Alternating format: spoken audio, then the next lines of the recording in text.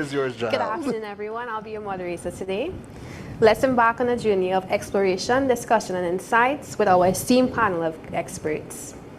You can kindly visit the CTU's website to find their bios of all of our panelists. Together, they'll offer a regional, intersectional, youth-centered approach on the topic at hand. Questions will be allowed at the end of the session.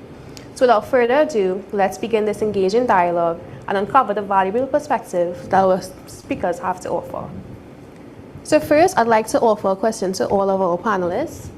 As we move towards the Global Digital Compact, what specific opportunities do you foresee for the Caribbean youth in terms of ICT-related innovations and solutions?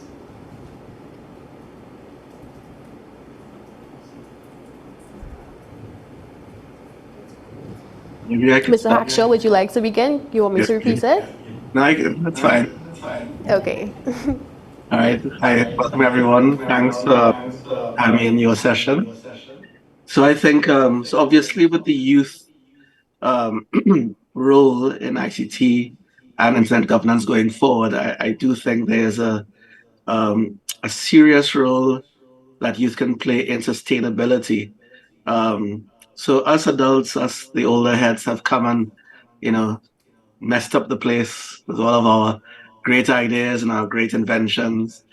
But we've left a legacy of e-waste, terrible environmental impacts, high carbon usage in terms of data centers and so on. So I think for the youth going forward, it'll be great if I could see, as part of the whole GDC process, that a focus on sustainability and, of course, environmental impact reduction is where the youth take this journey forward. Obviously, as young people utilizing the technology, you are the main users of what the adults have put forward, as they say, in terms of social media and so on. There's an opportunity here for you to do a lot of activism, a lot of advocacy, and certainly in terms of building back better, as they say, from scratch. I'm really hopeful that you can go forward with green solutions, so integrate the green and the digital economy. Look at the circular economy and see how best you can take that forward, and work with the United Nations bodies who are doing the GDC, as well as other stakeholders in terms of really driving a sustainability agenda, sustainability platform going forward. As small and developing states, as small islands, as the Caribbean, we are probably most at risk with environmental challenges, with disaster reduction challenges, obviously in terms of our rising sea levels and our eroding coastlines, and so on. All of those things have a major antecedent in high carbon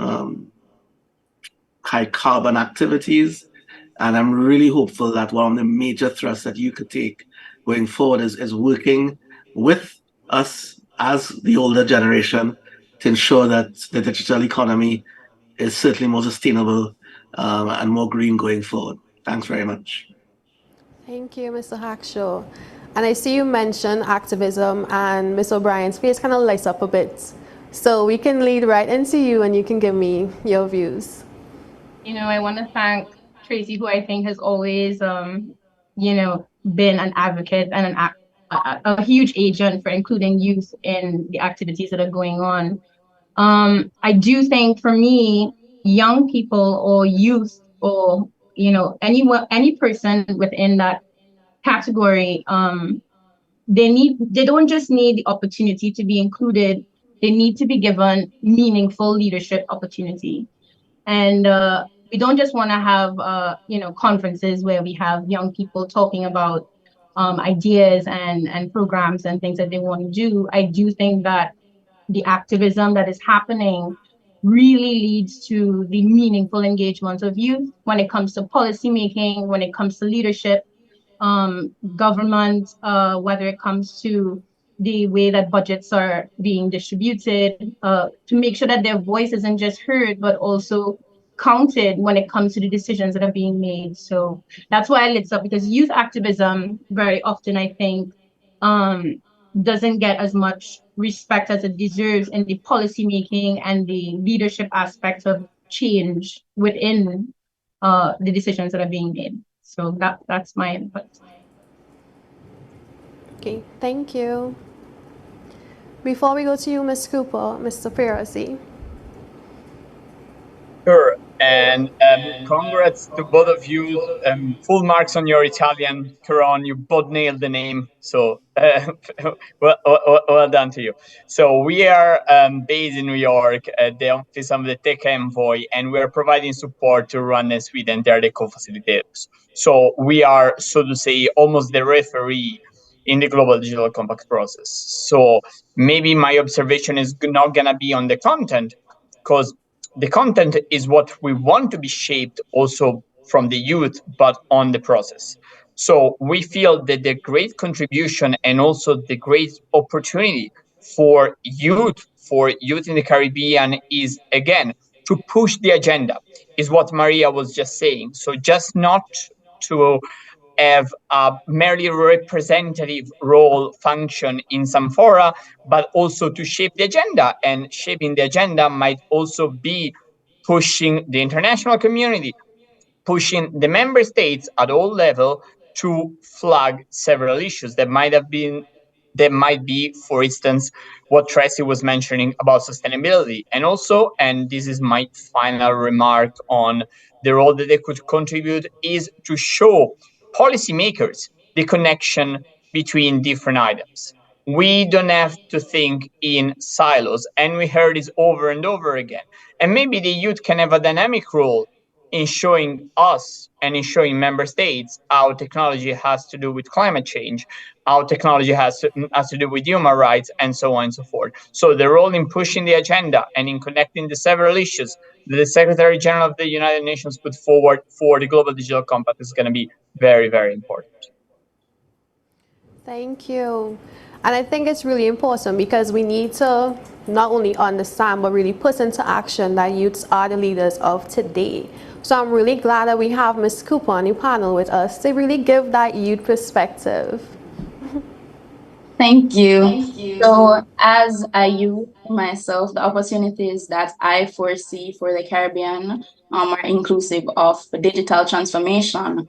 As technology continues to evolve, there is a growing need for digital transformation across the different sectors: healthcare, education, finance, agriculture, sustainability, as Mr. Hackshaw was saying before. The transformation could be done by developing innovative software, applications, and platforms tailored to the region's specific needs. Another opportunity that I foresee is educational technology. Educational technology has the potential to improve access to quality education in remote and underserved areas. E-learning platforms, educational apps, digital content that cater to the region's unique cultural and linguistic diversity could be developed. I foresee mentorship opportunities. I foresee quality education funding and supportive policies that basically encourage entrepreneur and innovation amongst our young people. Thank you so very much, Ms. Cooper. Thank you. Okay, so now we're going to lead into specific questions. So first up, we have Mr. Hackshaw. The Caribbean Multi-Stakeholder Advisory Group, MAG, plays a crucial role in shaping regional internet governance. How can MAG actively involve youth voices in internet governance processes to ensure their concerns are heard and addressed? Thank you very much. So I'm going to be a little bit controversial here. So I don't really believe having a youth internet governance forum on its own is the way to go. I believe you can have, yes, you have a youth IGF, but there must be a way for the group to integrate into the wider internet governance discussions. It doesn't make sense simply having the youth forum and then having an adult forum and having them separate. There must be a way for the youth issues to be placed on the agenda. As a matter of fact, mainstreamed in the agenda, and not through tokenism, just having one person on a seat on a table of 9 people, as the case may be. I really believe that for the youth issues to really resonate and to make a difference, the multi-stakeholder group needs to really integrate the youth issues into the wider, larger program. So even if the topic is AI, as an example, there must be a youth perspective on that in the programming of any internet governance issues that will move forward. Furthermore, as the Caribbean participates in internet governance activities, whether it be in conferences or writing position papers or making decisions, you would obviously realize that having a youth separate in a separate room is not helpful. Having the youth at the same table with everybody else is the direction we need to take. So as I sort of started controversially, I mean, I'm not saying don't have a youth IGF. I'm saying it cannot be the end, the be all and end all. So for example, this session that you have here today, you must take what you're doing here today and roll it up into what's happening before today and what's happening after, and find a way to get involved, stay involved, and make your voices heard. Do not let yourself be put into a room or a separate session. Get involved and really make your voices heard. And I say that everywhere I go with any IGF or any conference, and I believe it works well. So I think that we are all adults. We are all willing to hear from what you have to say. I'm firmly of the opinion that if you ask and you make your case heard, you will get a seat at the table, and not just a token seat, but a real seat in decision making and in planning and designing. Thanks. Thank you, Mr. Hackshaw. That's really helpful as we move forward and we develop as we go along. So, jumping straight to Mr. Pierozzi. As the UN Technology Envoy Office, what specific strategies or support do you plan to offer to Caribbean nations to empower and involve youth in shaping their digital future? That's a good question, and maybe a broader point on the global digital compact, on where we stand. This can be too much of an explanation, but just to give the audience where we are, probably already, but and what we do in the office. We are moving towards the negotiation phase of the Global Digital Compact that will start probably in early 2024, and the process is at the moment with the co-facilitators, Rwanda and Sweden. As the Office of the Technology Envoy, we are doing policy.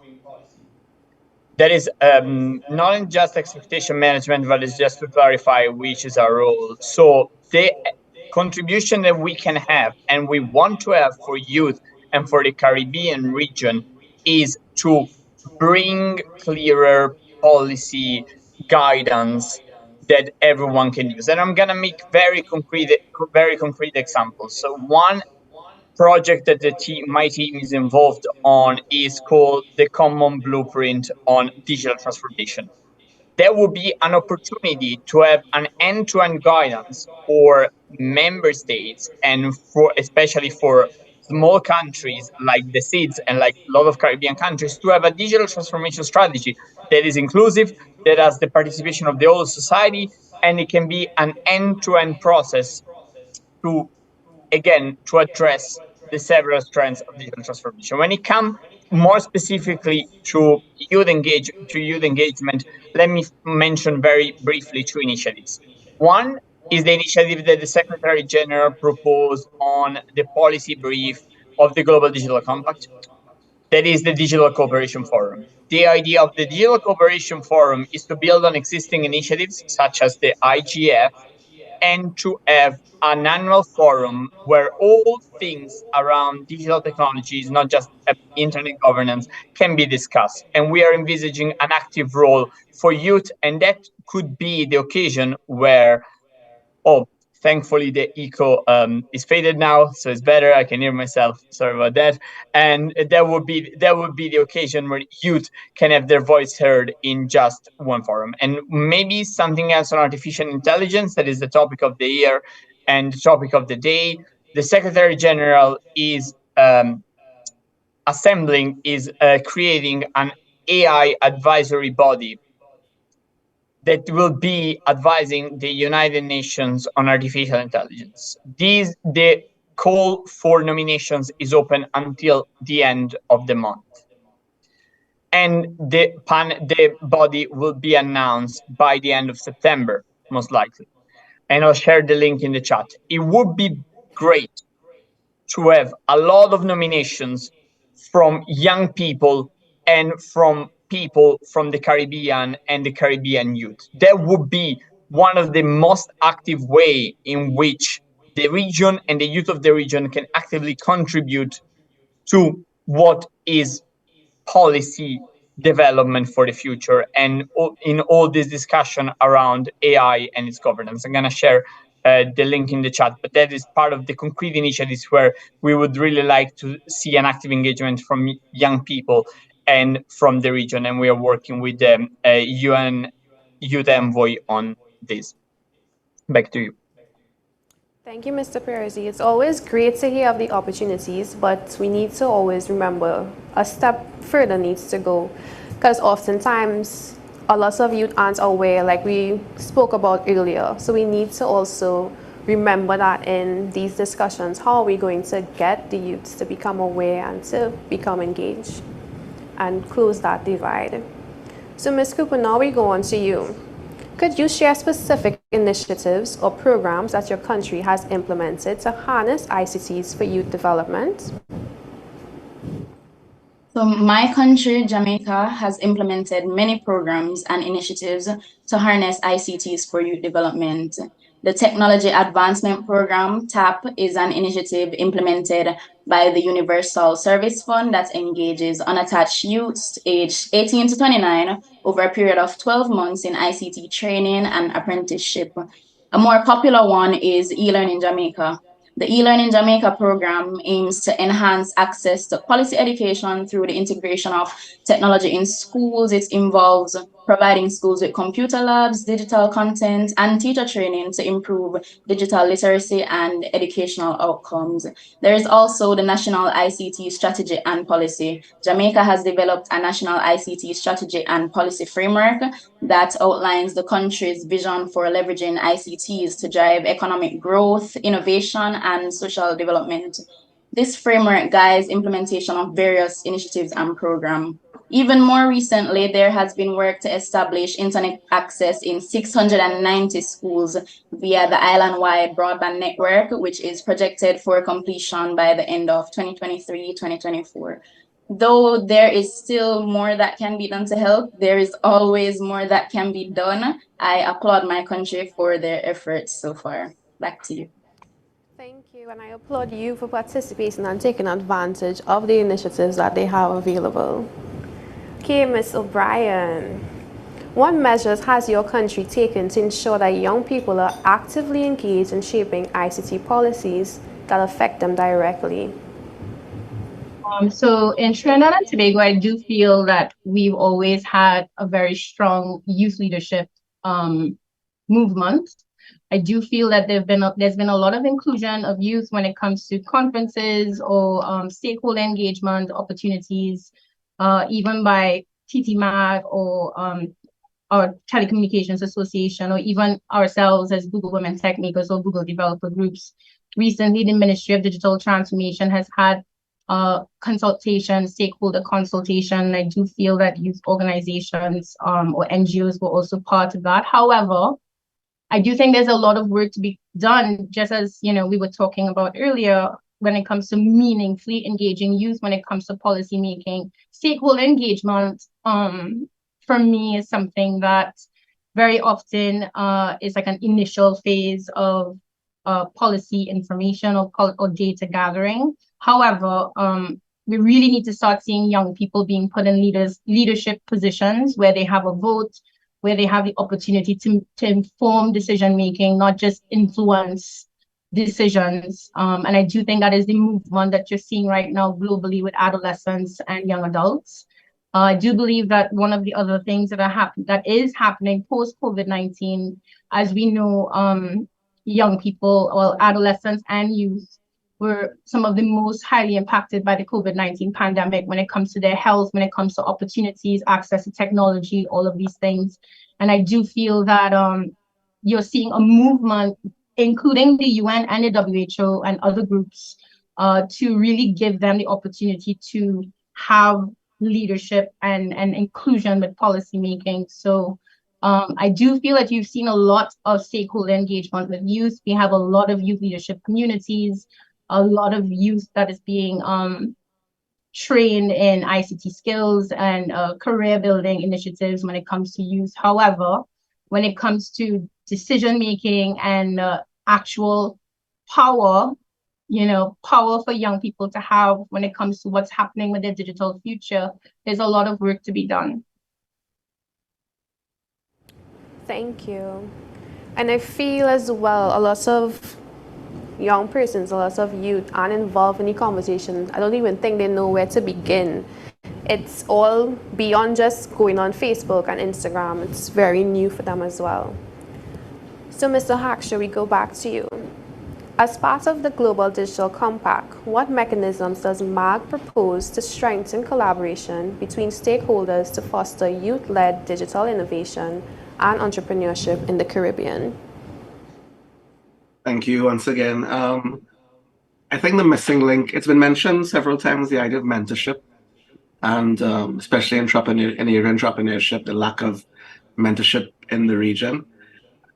If I were to be to make one recommendation, is that we need to build a cadre of really positive mentors in the space for young people and youth to actually drive the digital economy forward, internet governance issues, and so on. People in this room who are sitting around here need to step up and say, no, look, I'm willing to be a mentor.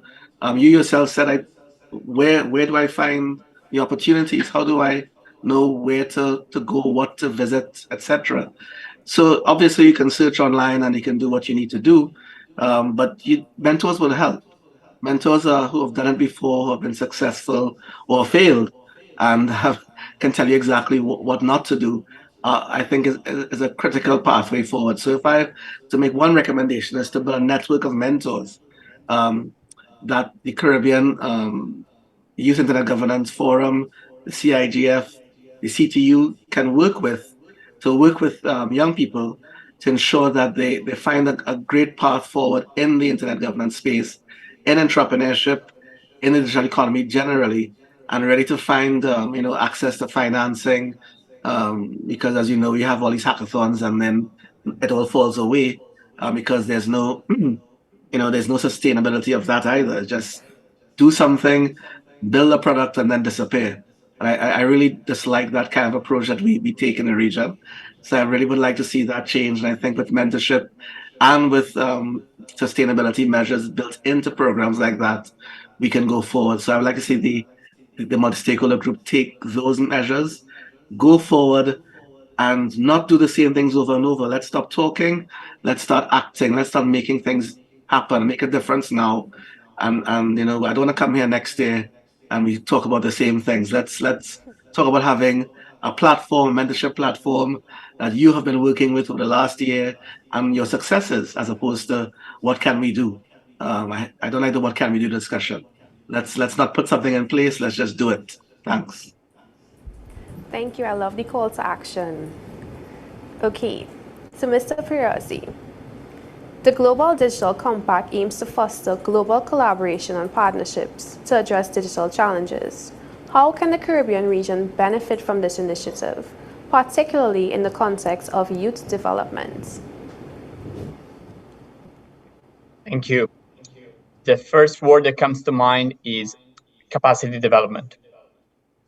Agree on some common principles at the global level in the Global Digital Compact can help bring together expertise from other regions, especially in a dynamic of South-South cooperation and North-South cooperation. In other words, there are several gaps that we need to address. One, for instance, we have a shortage of 1.5 million data scientists for the public good. Not data scientists as such, data scientists for the public good.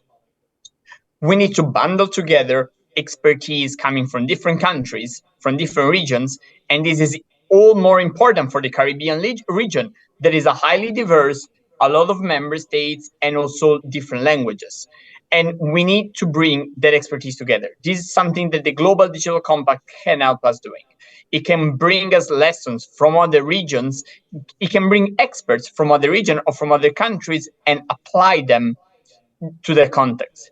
And that is going to be particularly important, again, for a region with an average age that is pretty young, and there is a lot of potential when it comes to using IC technology for the public goods, and also to address some of the vulnerability that the region might have, like exposure to natural disaster, as it was mentioned earlier on.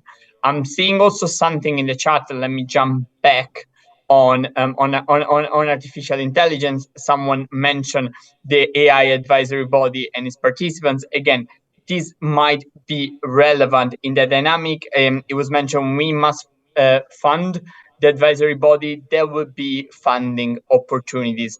There will be funding opportunities for that. So how can the Global Digital Compact contribute? It can help closing this gap in ICT professionals for the public good. It can help youth being more engaged in the policy making on emerging areas, not just internet governance, but artificial intelligence, connectivity, and so on and so forth. And it can help. And this is something that Caribbean IGF stressed in the submission for the Global Digital Compact. It can help bring different experience both within the region and from all over the world together. Thank you. The constant topic that's coming up is not operating in silos and how important collaboration and partnership is. So as we continue, Ms. Cooper, how do you see the Global Digital Compact benefiting Caribbean youths? And what specific contributions can young people make to this initiative? Okay, so as mentioned before, the Global Digital Compact can benefit Caribbean youth by providing funding, resources, and opportunities to the Caribbean region, thus empowering young people to access education, training, and tools needed to thrive in the digital economy. A lot of persons in the Caribbean don't have access to devices. I've been fortunate enough to have access to internet connection, hoping that this meeting doesn't disconnect right now. But I've been fortunate to have access to internet connection and devices. A lot of Jamaicans and youth in the Caribbean overall are not as fortunate. Additionally, Caribbean youth may benefit from the Global Digital Compact by developing digital skills required for a rapidly evolving job market, including skills related to programming, data analytics, digital marketing, and much more. Regarding the contributions young people can make to the initiative, they can bring their unique perspectives, experiences, and creativity to the table. They can contribute fresh ideas, innovative solutions to global challenges, particularly those relevant to the region. Young people can play a role in advocating for policies that promote digital inclusion, privacy, and data protection. They can raise awareness about the importance of digital literacy and responsible technology use. And as mentioned before, aside from advocacy, the young people, we need a seat at the table. Our voices need to be heard. So as much as we're advocating, we need to be a part of the decision-making processes. Thank you. Thank you.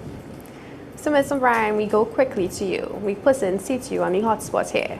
How can the CTU collaborate with member states to create a conducive policy and regulatory environment for empowering youth through ICTs? Thank you so much for that question. And I'm so excited to go just after Abriana because she mentioned all those amazing opportunities. And I do think that she's a perfect example of someone who has taken advantage of all of the opportunities that she's been given and taking leadership roles that are being presented to her over and over again. Abriana is so amazing. I just want to congratulate you and thank you. But the one thing I want to say is that while there's mentorship opportunities, you can create programs, you can create, pilot programs or pilot projects around how you would include youth in leadership.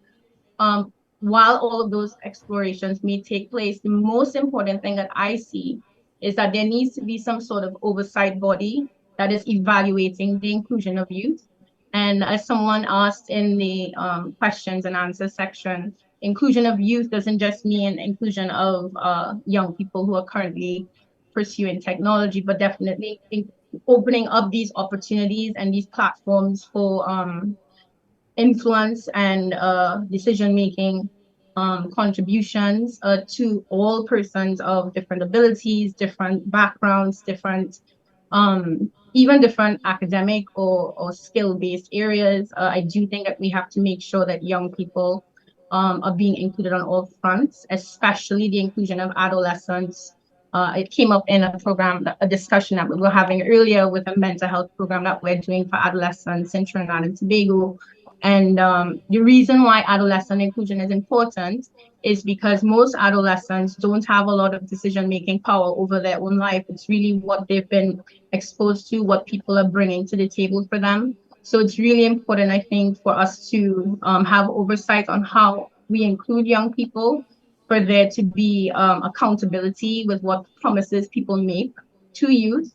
And of course, for young people to be part of that oversight, you know, perhaps not just monitoring and evaluation reports, but meaningful feedback and holding people accountable to the promises that they make young people when it comes to their inclusion. So that's my contribution.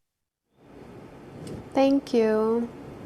I just have one last question for you all. If y'all can quickly, just in one sentence or two, summarize. What are your hopes and expectations for the future of Caribbean youth development in the context of the Global Digital Compact and the continued evolution of technology? Ms. Cooper, you can begin.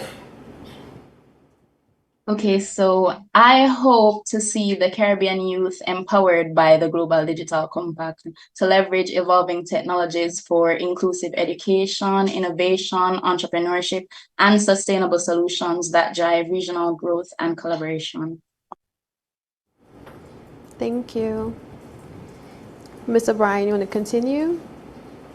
I'm hoping that what will come out of these engagements and, of course, consultations that are currently going on will be meaningful engagement and, of course, meaningful inclusion of youth when it comes to decision making, especially when it comes to budgets and investment, and as to how countries are investing money into programs for young people. And I'm hoping that it will lead to more influence and power for young people when it comes to ICT and their digital futures. Thank you. Mr. Pierozzi?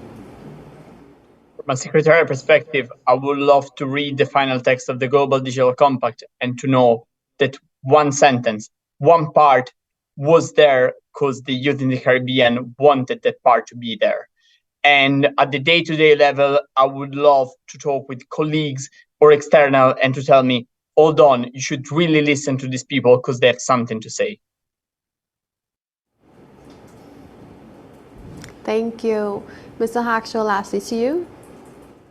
Thank you very much. So I would like, I hope and expect that we can move from talk to action finally and build a platform, you know, without having this put something in place phrase that we like to talk about all the time. We actually say what we mean and do what we need to do, and to remove that phrase from vocabulary forever.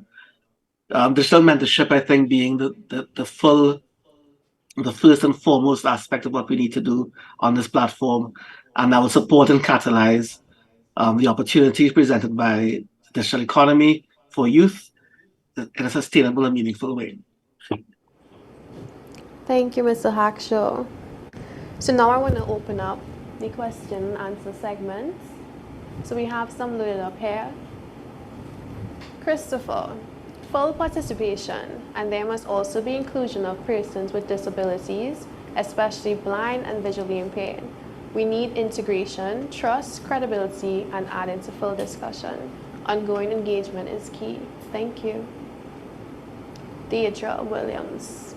Maybe we need a Hippocratic oath for those who deal with data. Anybody want to give any thoughts on that?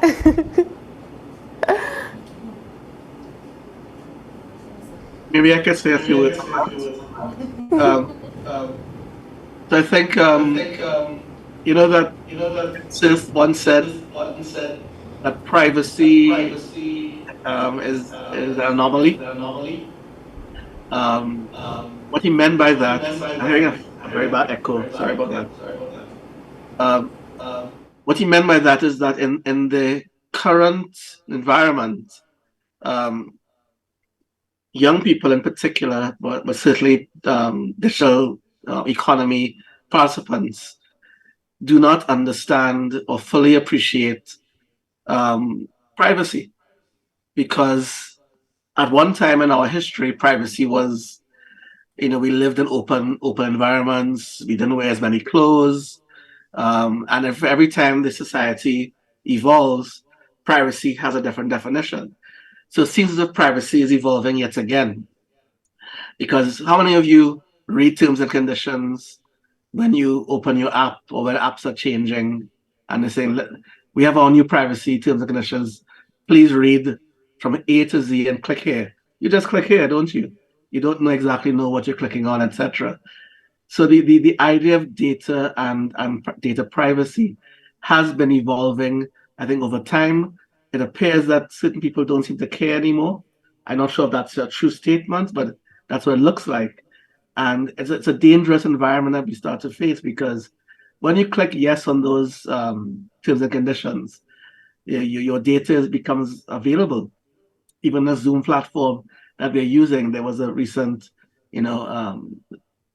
expose that you could be using your data here for AI, voice and other algorithmic activity, that Zoom had to go and change that in their terms and conditions that was exposed. So as we move towards this digital economy, I would want to advocate everyone, especially young people, to understand carefully what they are doing when they're utilizing their applications, understand cybersecurity principles, understand the risks involved. That's something I'm doing where I'm right now. Practice good cyber hygiene, because at any given moment you can be attacked in some form or fashion, and your data can be exposed. We've seen many cases of, well, I don't want to use the obvious scenarios, but where people's personal information, their pictures, have been exposed on the internet and shared, and so on. You don't want that to happen to you. So please be quite aware of what you're doing. When you post stuff online, please be aware that it's nothing online